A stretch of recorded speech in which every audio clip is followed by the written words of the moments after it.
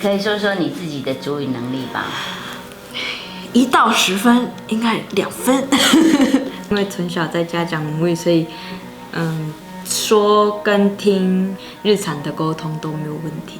我觉得语言的学习或者是熟悉，并不是只在于使用的层面而已，而是你学习这一种语言，你就可以去知道这个语言它背后的文化的脉络或者是精神。那这个其实是你要去探讨，甚至是很扎实使用一个语言之后，才有办法梳理跟看到的一个东西。那我选择继续讲阿美族话，是因为我想要把阿美族话我感受到的这些感动，或者是语言背后的一些精神价值，也让它延续下去。会讲母语这件事情，你是会对自己的族群很有自信的。这真的是本来我应该血液里面就拥有的东西，而且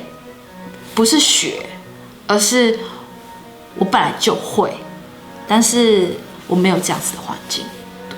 因为台湾确实是一个蛮多元的岛屿，同时存在很多不同的族群，可以让这个岛屿的人因为有认识不同族群的文化也好，生活的方式也好，让你在看整个社会的面貌的时候更全面。然后这个也是台湾最有标志性的样子，不是重视，而是它本来就很重要。